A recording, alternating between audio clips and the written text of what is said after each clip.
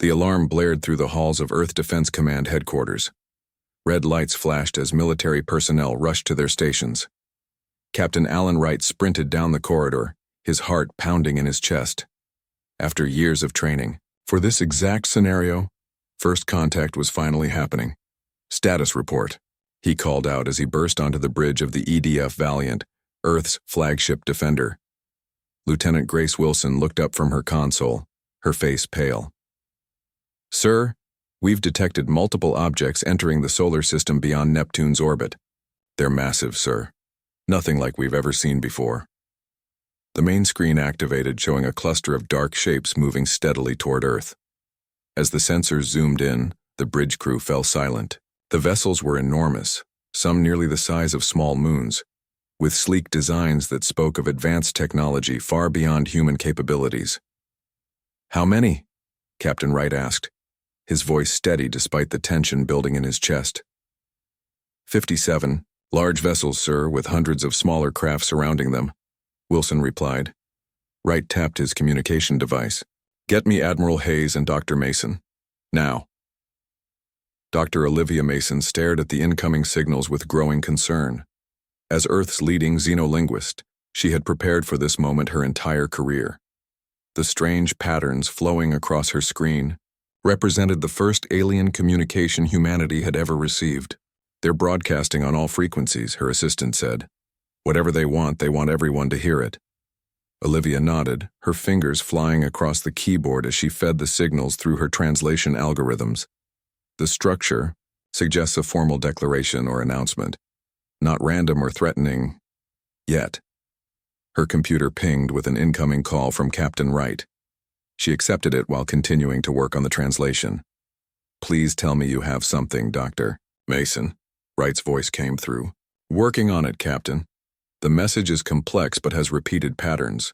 I think it's a standard greeting they've used before," she replied. The Admiral's voice joined the call. "We need answers fast, Mason. The Global Security Council is assembling as we speak." Suddenly, Olivia's screen filled with new symbols as the translation program finally broke through. "I've got it," she exclaimed. It's an integration notice." "A what?" asked Wright. "They're calling themselves the Galactic Empire. According to this message, they've come to add Earth to their territories. It's not a request. It's a notification of what they call standard imperial procedure." There was silence on the line for a moment before Admiral Hayes spoke. "They're here to conquer us." Senator Patricia Morgan surveyed the faces around the emergency council table. Representatives from every major nation on Earth had gathered in the underground bunker beneath Geneva. Some looked terrified, others angry, but all wore the same expression of grim determination. "The situation is unprecedented," she began, her voice calm and measured, "but not unexpected. For 50 years we've prepared for the possibility of encountering other civilizations. Today that possibility has become reality." Admiral Hayes stood up, activating the holographic display in the center of the table. "The alien fleet has taken position beyond Mars's orbit. They call themselves the Galactic Empire and have issued what amounts to a notice of annexation. They expect us to submit without question." Murmurs rippled through the room. "According to their message," Dr. Mason added, "the Empire consists of thousands of worlds across the galaxy. They've been expanding for over 10,000 years, and Earth is simply the next planet on their list." "What are our options?" asked the Chinese representative. Admiral Hayes grimaced. "Militarily, we're outmatched. Their technology appears centuries ahead of ours. But," Senator Morgan interjected, "we have something they don't expect. Unity. For the first time in human history, we face an external threat as one planet." The council room filled with tense discussion as the representatives debated their response. Outside, news of the alien arrival spread across the globe. Streets filled with people looking up at the sky, wondering what the strange new stars visible in daylight might mean for humanity's future. Captain Wright stood on the bridge of the Valiant, watching as a small shuttle from the Imperial fleet approached the neutral meeting point between Earth and Mars. "Weapons?" he asked quietly. "None that we can detect, sir," replied Lieutenant Wilson, "but their hull material blocks most of our scans.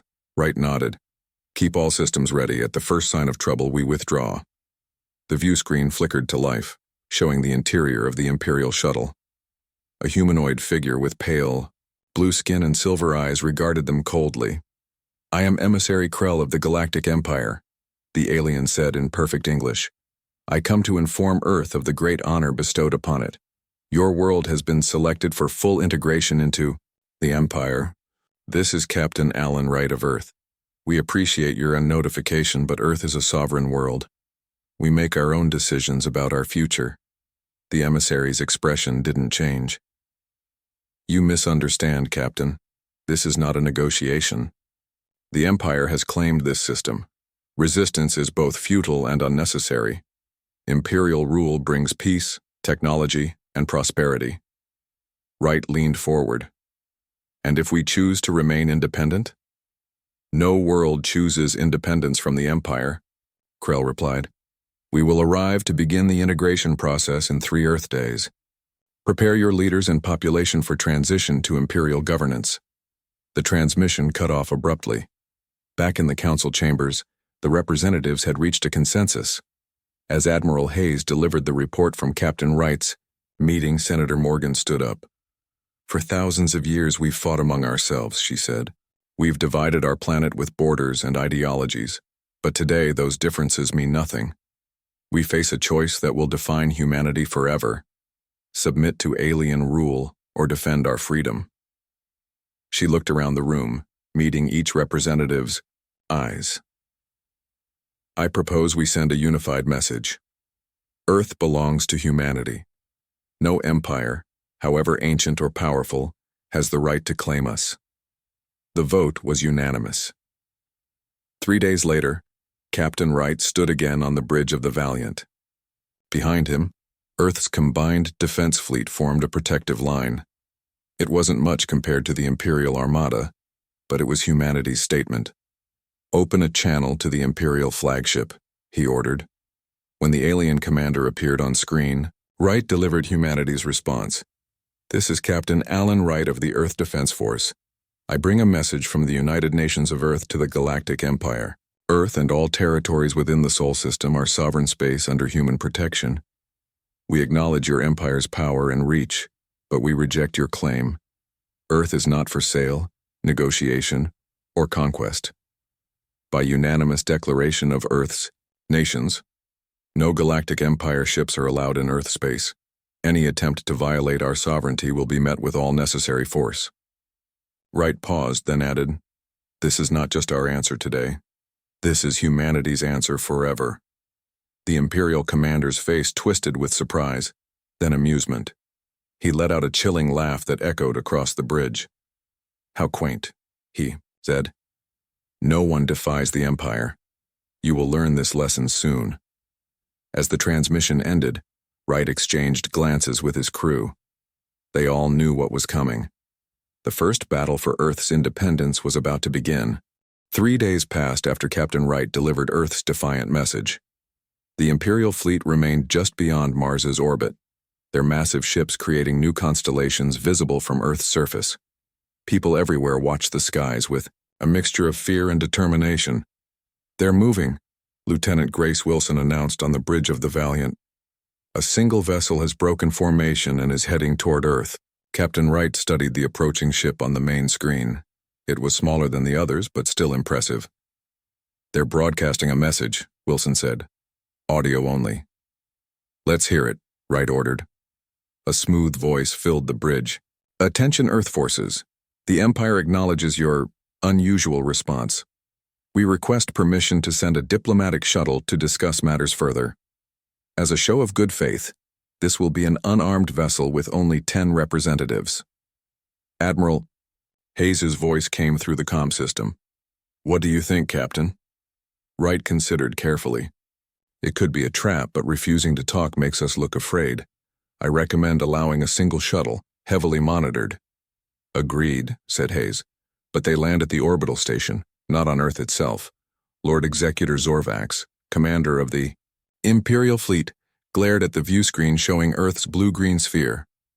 Such primitive defiance, he said to his subordinates.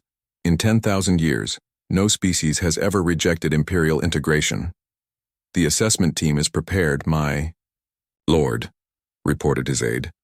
The humans have granted landing permission, though only at their orbital platform. Zorvax smiled coldly. Perfect. Deploy our best assessment officers. Find their weaknesses. Every planet has them. Jason Rodriguez adjusted his uniform nervously as he prepared to greet the Imperial representatives. As Earth's intelligence officer, assigned to the diplomatic team, his real job was to gather as much information as possible about the Empire, while revealing nothing important in return. The airlock on the orbital station hissed open. 10 aliens stepped through, led by a tall figure with pale blue skin and eyes like liquid silver. Unlike Emissary Krell, these representatives wore elaborate uniforms with symbols that probably indicated their rank.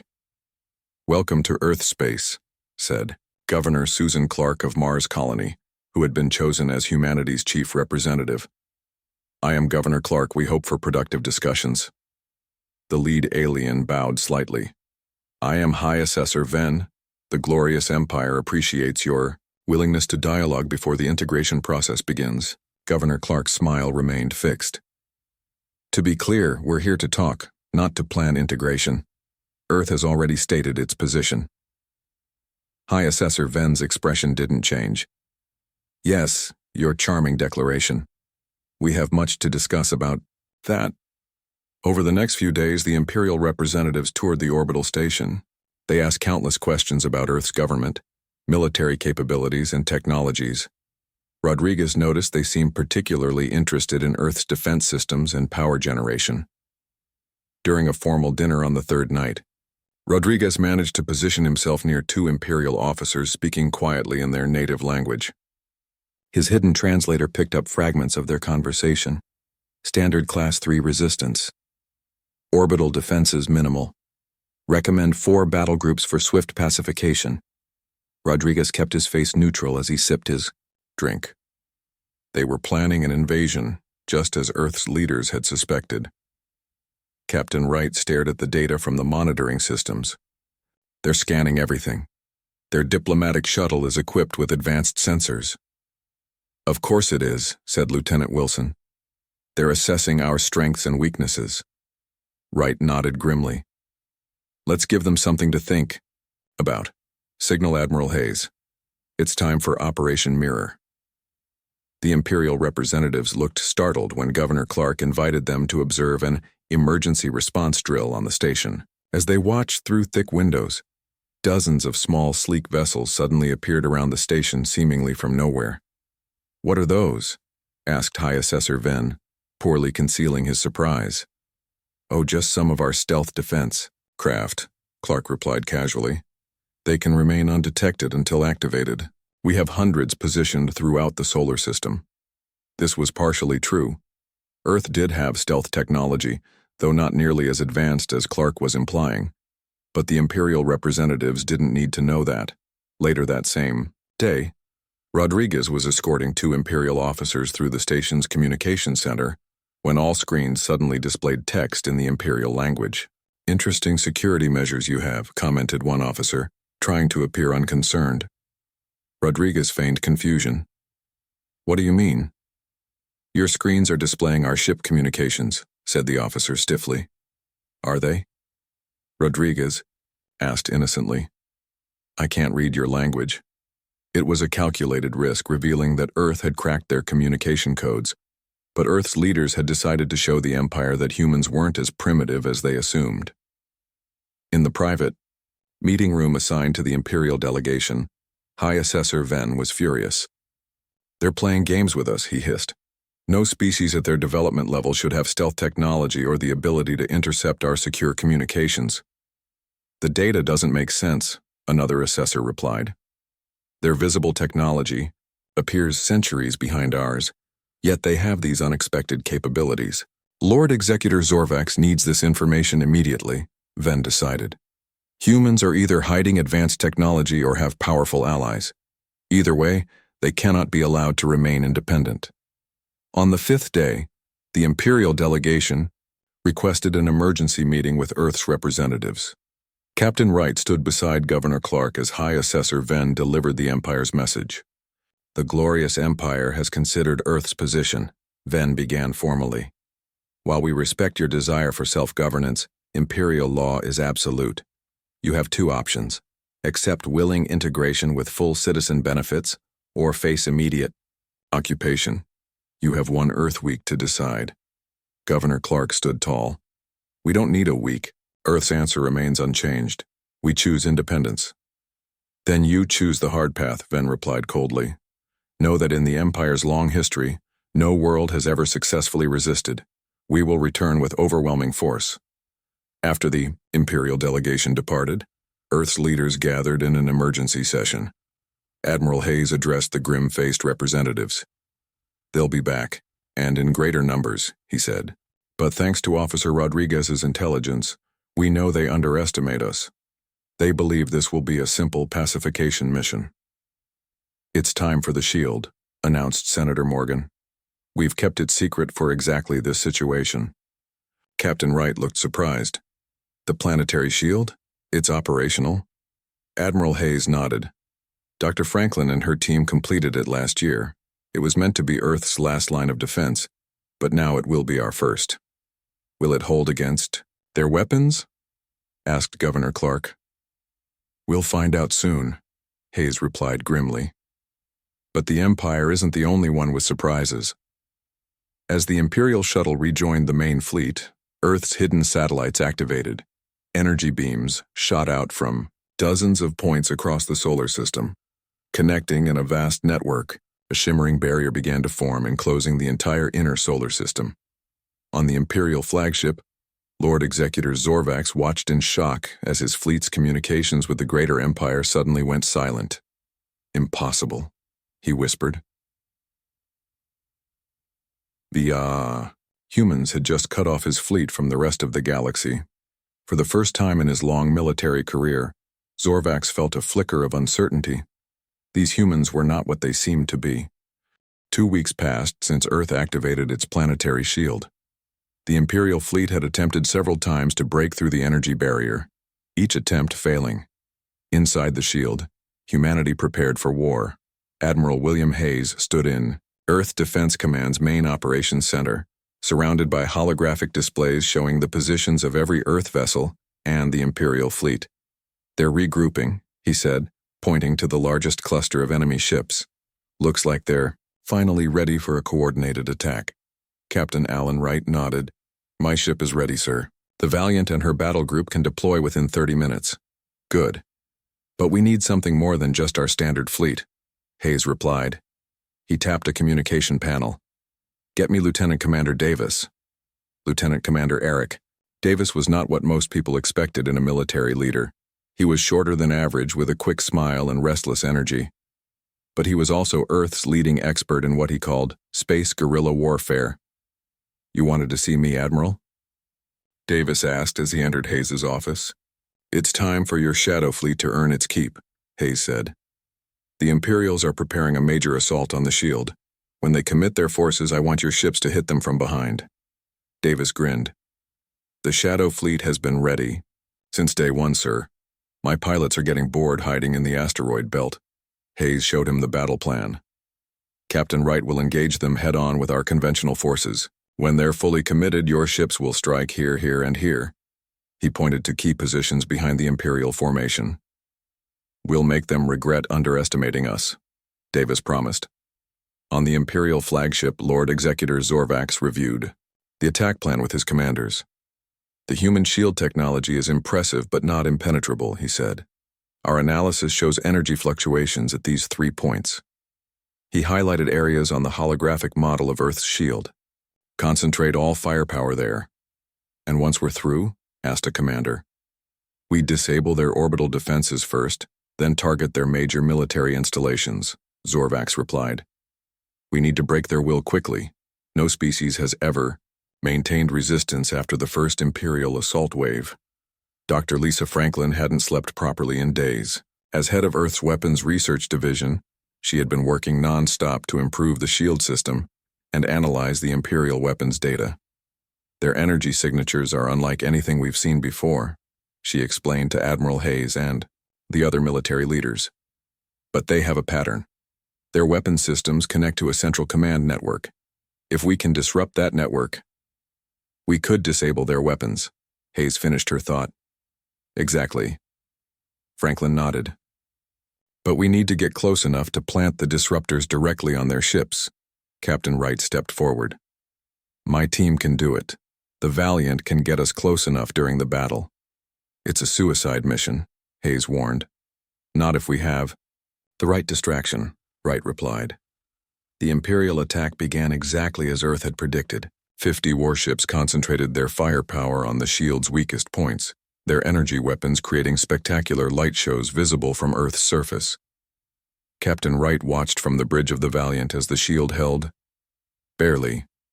All ships battle formation Delta, he ordered. Prepare to engage on my mark. As the shield began to show signs of strain, portions of it suddenly seemed to fail. Imperial ships surged forward, eager to exploit the vulnerability. They took the bait, Wright said quietly.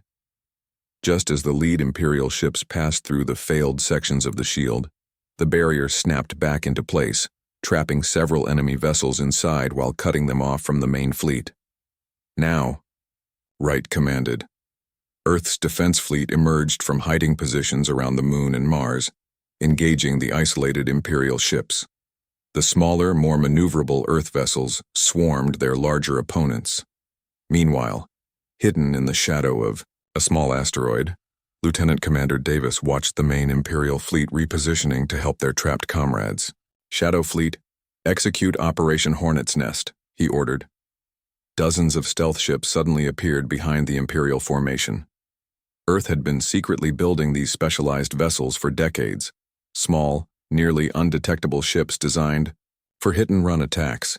The Shadow Fleet struck with precision, targeting engine systems and communication arrays. Several Imperial ships were disabled before they even realized they were under attack from behind.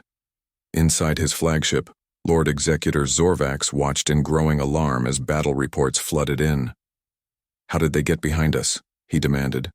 Where did these ships come from? Unknown, my lord, his tactical officer replied. They don't appear on our sensors until they're right on top of us. Pull back the main fleet, Zorvax ordered. Regroup at Point Gamma. As the Imperial ships attempted to retreat and regroup, they found their communication systems suddenly failing. Ships couldn't coordinate with each other, and weapon systems began to malfunction. On the Valiant, Captain Wright and a small strike team had successfully docked with an Imperial corvette during the chaos of battle. Moving swiftly through the alien vessel, they planted quantum disruptors at key points before returning to their ship. Disruptors active, reported Lieutenant Wilson. They're spreading through the Imperial command network. Wright nodded in satisfaction. Dr. Franklin's device works perfectly. Their entire fleet communication system is being corrupted. The strike team had captured valuable technology in the process, including Imperial navigation data and weapons, schematics. All ships press the advantage, Wright ordered. Target engines and weapons only. We want prisoners and intact ships.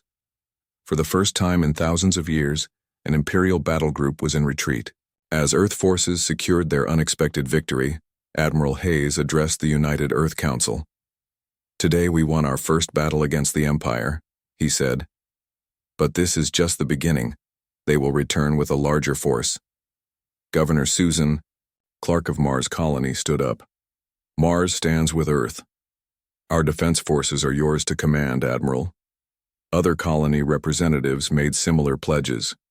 Humanity was uniting across the solar system. There's something else you should know, Hayes continued. We've begun broadcasting our victory across Imperial communication channels. If other subjugated worlds see that the Empire can be defeated, Senator Patricia Morgan finished his thought. We could start a galactic revolution. As Earth celebrated its first victory, the damaged Imperial fleet limped away from the solar system. Lord Executor Zorvax faced the most difficult communication of his career, reporting defeat to the Imperial sovereign. The humans have technology far beyond their development level, he explained. Their shield system, their stealth technology, their ability to disrupt our command networks. This is not a simple primitive world. The Imperial Sovereign's hologram showed no emotion. You will be reinforced, Executor. I am dispatching the 4th Imperial Armada to your position. Earth's defiance cannot be tolerated. If this rebellion spreads, I understand, Sovereign. Zorvax bowed. Earth will be crushed. But as the communication ended, Zorvax looked out at the stars with new uncertainty. The humans had achieved what no species had done in millennia. They had defeated an Imperial battle group. Perhaps the Empire wasn't as invincible as he had always believed. Meanwhile, throughout the galaxy, the news was spreading. A small blue planet called Earth had said no to the Galactic Empire and had backed up its defiance with victory. 1 month after Earth's surprising victory, the effects were spreading throughout the galaxy. Senator Patricia Morgan stood before the United Earth Council, her expression serious despite the recent triumph. We've won a battle, but the war is just beginning, she said. Our intelligence suggests the Empire is gathering a massive fleet to crush us once and for all. How long do we have? Asked a council member. 2 months, maybe less, Morgan replied. But we're not just going to wait for them to come. We have an opportunity to change the balance of power. She nodded to Dr. Olivia Mason, who stepped forward with a data tablet. The Imperial ships we captured contained star charts and communication logs, Mason explained. There are other worlds under Imperial control that have attempted resistance in the past. If we can reach out to them, form alliances. You're talking about taking this conflict beyond our solar system, another council member observed. Senator Morgan nodded. The Empire wants to make an example of Earth. We need to show the galaxy that resistance is possible, and that it can succeed.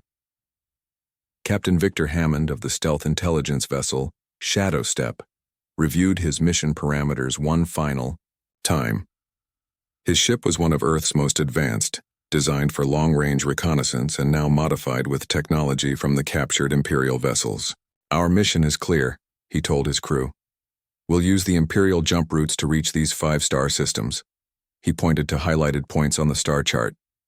Each has shown signs of resistance against the Empire within the last century. And, if we encounter Imperial forces? Asked his navigator. We avoid engagement at all costs, Hammond replied. We're diplomats now, not warriors. Earth needs allies, not more enemies. Ambassador Carla Bennett prepared carefully for her first contact with the Nexari, a species that had fought a failed rebellion against the Empire 20 years earlier. According to Imperial records, the Nexari were still under heavy occupation, their planet surrounded by Imperial monitoring stations.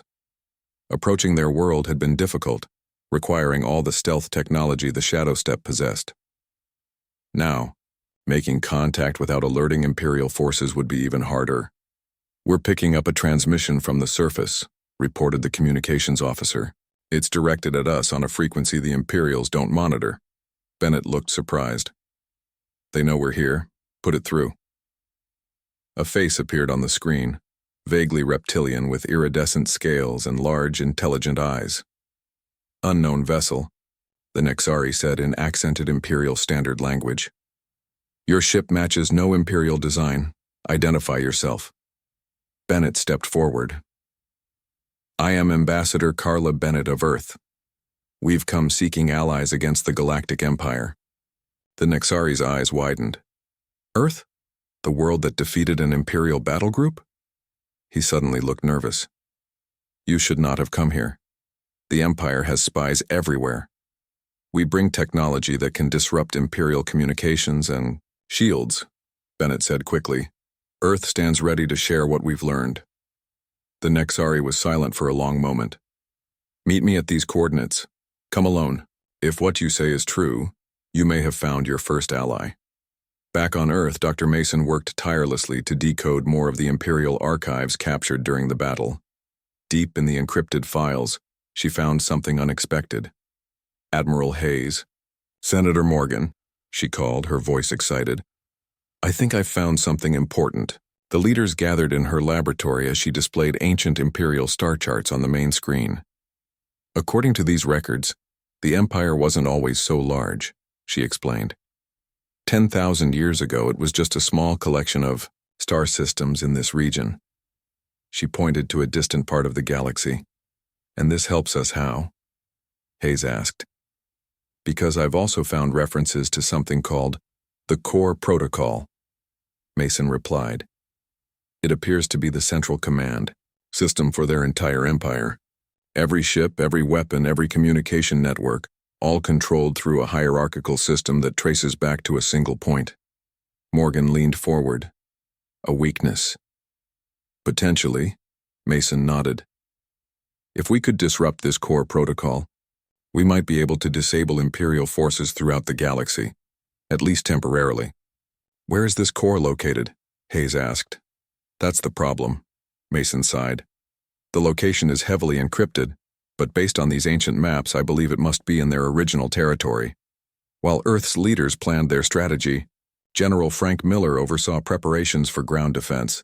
Despite the shield and their victory in space, Earth needed to be ready in case Imperial forces reached the surface. Defensive positions in every major city, he instructed his commanders. Underground bunkers for civilians. We train every able-bodied volunteer who steps forward. Reports came in from around the world as nations transformed their infrastructure for war. Ancient enemies now worked side by side, united against a common threat. The Empire did what centuries of diplomacy couldn't achieve, Miller remarked, to his aide. They united humanity. Across the galaxy, the Shadow Step continued its diplomatic mission. On each world they visited, Ambassador Bennett found the same story. People who had tried to resist the Empire and failed, but who still harbored dreams of freedom. On the fourth world, a gas giant called Voronus, the local leaders were particularly receptive. We've maintained a secret resistance for 3 generations, the Voronian elder told Bennett, but we lack the technology to challenge Imperial ships. Earth can provide that technology, Bennett replied. In return, we ask for your knowledge of Imperial patterns and weaknesses. The Voronian studied her with compound eyes that reflected the light. There is a risk in helping you. If the Empire discovers our involvement, they will destroy our world. There's a greater risk in doing nothing, Bennett countered. The Empire already plans to destroy Earth for our defiance. Once they've crushed us, what world will dare to speak of freedom again? After careful consideration, the Voronian nodded. We will stand with Earth. Our atmospheric ships can be modified with your disruption technology. When the time comes, the Empire will find enemies on multiple fronts. As the Shadow Step prepared to return home with news of their alliances, Captain Hammond received an urgent message from Earth. Imperial scout ships detected at the edge of our system, Admiral Hayes reported. The Armada is coming sooner than we expected. Return immediately. Hammond ordered maximum speed, but he knew they might not make it back before the attack began. Send all our diplomatic data now, he told his communications officer. Earth needs to know they have allies. Senator Morgan addressed the council with the latest intelligence. The Imperial Armada has been spotted. Over 3,000 ships, the largest fleet ever assembled in this sector. The council chamber filled with murmurs of concern. Can our shield hold against so many? Someone asked. Not indefinitely, Admiral Hayes admitted. But we have advantages they don't expect. Dr. Franklin has improved the disruption technology, and we've enhanced our defensive capabilities using captured Imperial tech. And we're not alone anymore, Morgan added, displaying the data from the Shadow Step. 4 worlds have pledged to stand with us, others are considering it. Earth's defiance has sparked hope across the galaxy. She stood tall, her voice firm. For 10,000 years, the Empire has conquered through fear, the belief that resistance is futile. We've shown the galaxy that isn't true. No matter what happens next, that truth cannot be erased. As Earth prepared for the coming battle, a small Imperial scout ship drifted through the debris of the previous conflict. Inside, 3 figures in Imperial uniforms made a difficult decision. The coordinates are transmitted, said one, looking nervously at his companions. Earth now has the location of the Imperial core. We'll be executed as traitors if we're discovered, said another. The third figure stood resolute. Then we'd better make sure Earth wins this war. Our ship is small enough to slip through their shield barrier. Let's hope the humans are willing to listen to Imperial defectors. Their small vessel turned toward Earth. broadcasting a single message on repeat. "We bring the Empire's greatest secret. Please grant us asylum." The Imperial Armada arrived with overwhelming force. Over 3,000 ships formed a wall of metal across the stars, dwarfing Earth's defenses. Lord Executor Zorvac stood on the bridge of his flagship, determined to erase the stain of his earlier defeat. "All ships in position," his tactical officer reported. "The human's shield still stands, but our combined firepower should break through within hours." "Begin the attack," Zorvac commanded. "No mercy this time." Thousands of energy weapons fired simultaneously, battering Earth's shield with unprecedented power. On Earth, people watched as the sky lit up with strange colors, the shield absorbing and distributing the massive energy assault. In Earth Defense Command, Admiral Paul Bennett monitored the shield's status. "Holding at 70% capacity, but it won't last forever." Captain Alan Wright stood ready with Earth's combined fleet. "The moment they break through, we engage." But Earth had a secret weapon. The 3 Imperial defectors had brought invaluable information, the exact location of the Empire's core protocol and how to disrupt it. Dr. Mason approached Admiral Bennett with the final calculations. "The disruption signal is ready, but someone needs to deliver it to the Imperial command ship. Their central communication hub is the only point with enough power to broadcast this signal throughout their network." Wright stepped forward. "The Valiant will get it done." As the battle raged above, something unexpected happened. Across the galaxy, planetary shields similar to Earth's suddenly activated on dozens of worlds. The message sent by the Shadow Step had spread, and subjugated species everywhere were rising up. On the Veronian homeworld, atmospheric ships equipped with Earth's disruption technology attacked the Imperial monitoring stations. On Nexar, the reptilian inhabitants overwhelmed their Imperial governors. Planet after planet followed Earth's example, declaring their independence from the Empire. The Valiant and a small escort of ships executed a daring maneuver. While the main Earth fleet engaged the Armada head-on, Wright's ship slipped through a carefully calculated gap in the Imperial formation. Approaching the Imperial flagship, Lieutenant Wilson reported, "Their defenses are focused on the main battle." Wright nodded grimly. "Deploy the disruption package." The Valiant launched a specialized missile directly at the Imperial flagship's communication array. Before Imperial gunners could respond, the missile attached and began broadcasting Dr. Mason's signal. The effect was immediate and devastating. Throughout the Imperial Armada, ships suddenly lost power. Weapons systems went offline. Communication networks failed. Lord Executor Zorvac watched in horror as his mighty fleet became paralyzed. "What's happening? Restore power immediately." "We can't, my lord," his engineer responded.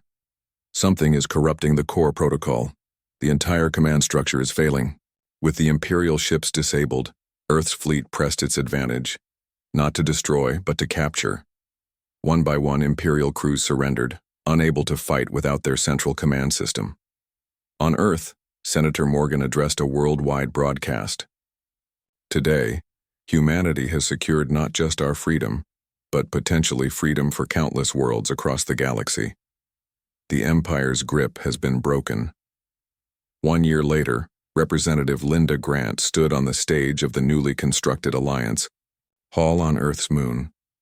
Before her were ambassadors from over 50 formerly subjugated worlds, the founding members of the Alliance of Free Worlds.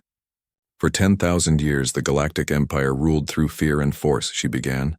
"They believed no world could stand against them.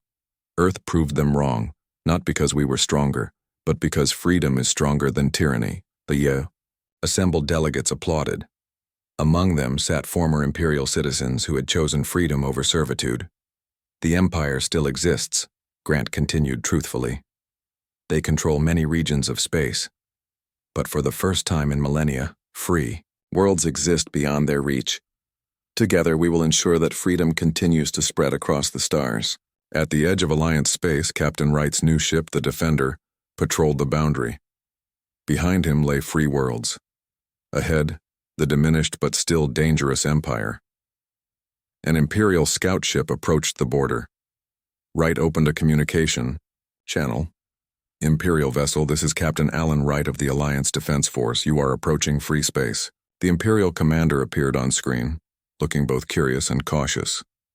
Wright delivered the message that had started everything, now expanded to include not just Earth but dozens of free worlds. By declaration of Earth and the Alliance of Free Worlds.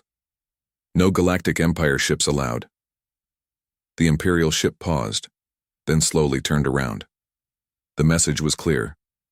A new order had emerged in the galaxy, and humanity had led the way. In the vastness of space, Earth shone like a blue jewel, small in size but giant in spirit. The planet that said no to an empire and changed the galaxy forever.